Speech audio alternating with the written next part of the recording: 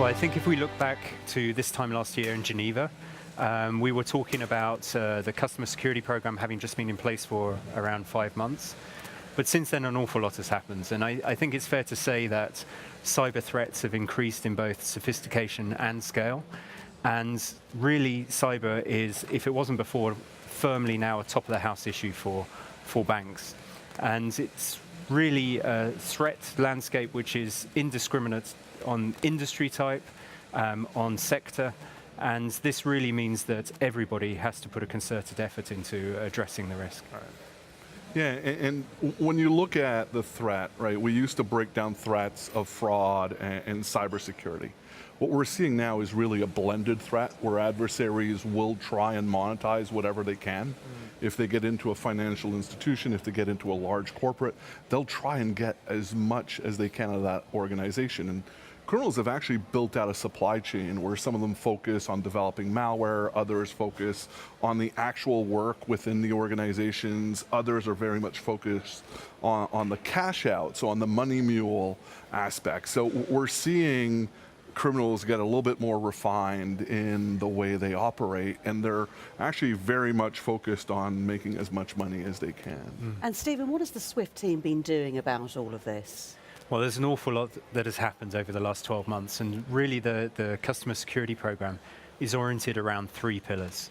So we've done a lot around securing and protecting the infrastructure of our users, and there we've launched new software updates which have introduced 2-factor authentication or more advanced tampering detection mechanisms. We've also been focusing on prevention and detection, and there, for example, December last year, we launched a set of reports called daily validation reports, which enabled our users to look at the information that they have locally and check that against a second source of information, these reports. But the third part is really around community and about sharing information together. And this has been a particular focus for us, and we launched a portal called the Swift ISAC portal a few months back. And this is a place that all of our users can go to find the latest information about threats, indicators of compromise, modus operandi. And these 3 things together are really the package of things that we've been focusing on over the last 12 months. Well, Jeff, if I can ask you about JP Morgan, then how are you guys tackling this issue? Well, when you look at cyber risk, it's really about partnerships. It's partnerships within an organization, and it's partnerships across the industry, right? So it's become more and more important for payment professionals to work very closely with cyber professionals to address the risk. It's important that cyber professionals work with the business to inform them of the threats and the intelligence that we're collecting to help shape the products. It's also about partnership across the industry. If you look at the Swift ISAC, you look at the FS-ISAC, the FS-ARC, there are a number of bodies that exist that are there to allow the sharing of information between financial institutions, and it's important that financial institutions bring that back within their organization and engage with the payment professionals in the organization, with the business, right? It's really important that we get to a point where there's really no border between the two. It's really a collaboration. It's important that we look at organizational design as well to ensure that these groups are collaborating on the threat. So what then is your view on the SWIFT customer security controls framework? Well, we got involved through the community feedback process very, very early on, and it was important to us to be able to work with SWIFT on providing feedback like many other financial institutions did. When you look at cyber controls, they're not cookie cutter. There's no one size fits all, and there was a lot of value in us working with SWIFT to ensure that this met the needs of all of the members, so that we could have a lot more transparency around cyber risk. The other aspect is customer security frameworks are actually driving a lot more transparency across the industry, and they're also forcing conversations. I mentioned that it's important for cybersecurity professionals to work with payment professionals. When you look at these frameworks, they're forcing that conversation as well. And on that note, do you see it increasing security transparency in the financial community? You've alluded to that.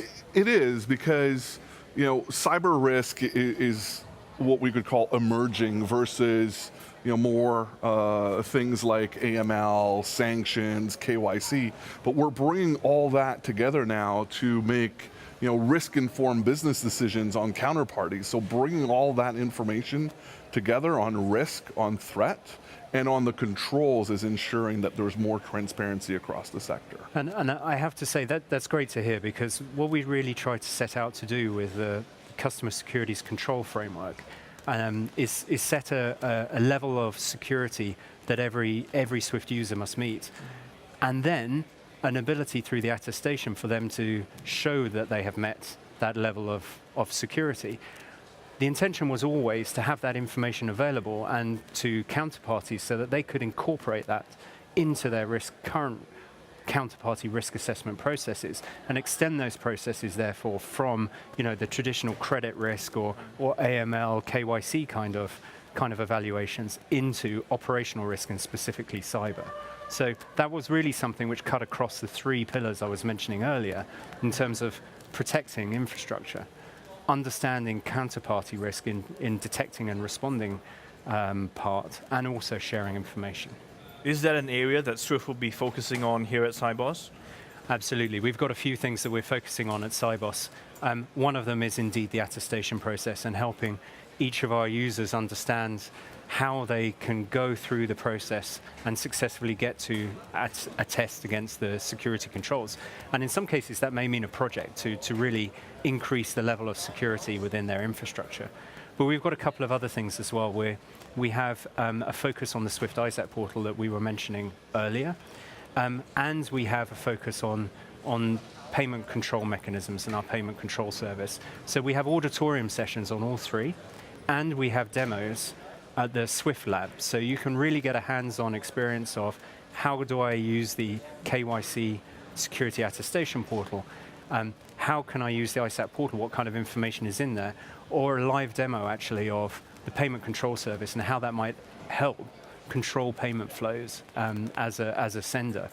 So together with the big issue debate around cyber and digitalization and some of the Swift Institute sessions we have, and one particularly interesting to me is around quantum encryption and how that might change the landscape going forward. I think we've got a great agenda at Sibos this year. Yeah, I'm looking forward to hearing about quantum computing as well. That's going to be a fascinating area. I think many of the delegates are going to share that view with you. So what new developments are coming down the line in terms of the customer security program?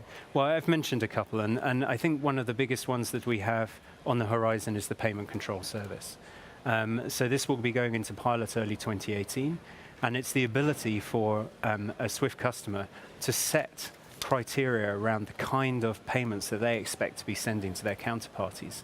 And this really can be used as a mechanism to say, well, actually, I want to limit the impact if there was a potential fraud that had taken place.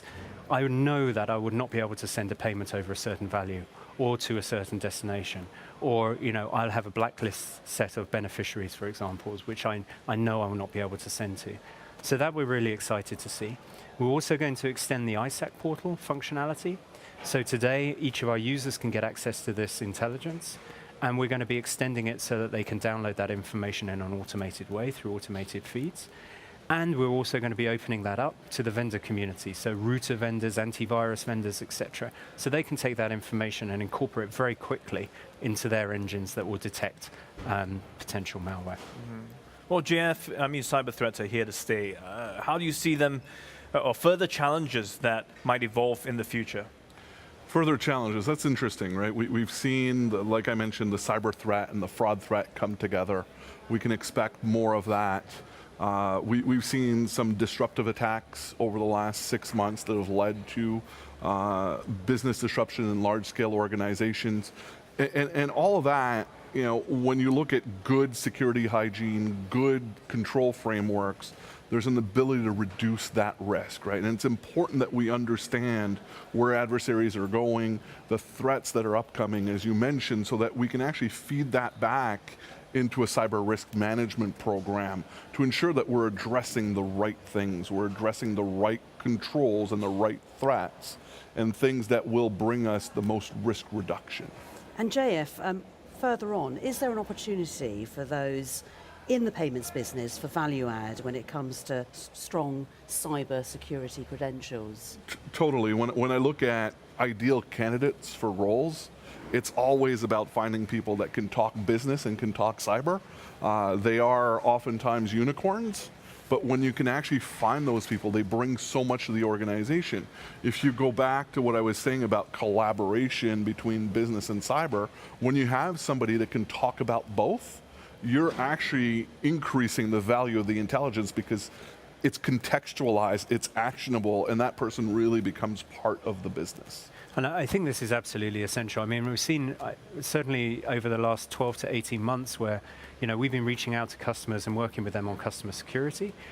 You see a variety of different capabilities in terms of cyber capability, and there can be a traditional kind of IT security approach to cyber.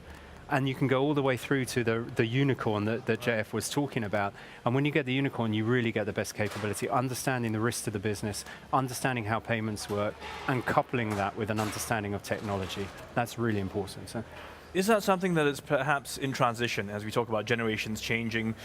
The younger ones are growing up in a world that is vastly different. Their understanding of these threats will be much clearer than previous generations. I mean, is this something that you will continue to work with the community? Is that where we need to really, the forefront, and that's where it needs to work to get it developed correctly? Well, I think there is work to do in terms of awareness, that is for sure. And we've been concentrating on that considerably over the last 12 months with a campaign we've run around work sessions where we've had over 14,500 people attend a session where they can learn about the cyber threat and understand it more. I think in terms of generational, I think there will be more of a normal level of living with risk around that is related to cyber. I think it's still going to require deep expertise. I think it's still going to require people who understand the business risks and can match that with the technical expertise to be able to understand how that risk is potentially going to materialize. So constant innovation and vigilance go hand in hand. They do. When you look at new generations of software, we're seeing more of cybersecurity professionals being focused on enabling and not saying no, and that's so important. Traditionally, there was a lot of, you can't do that, you can't do this, and now it's more about how do we help you achieve that? And that way you're sure that you're building controls into the environment, that the products that are being rolled out have stronger cyber controls.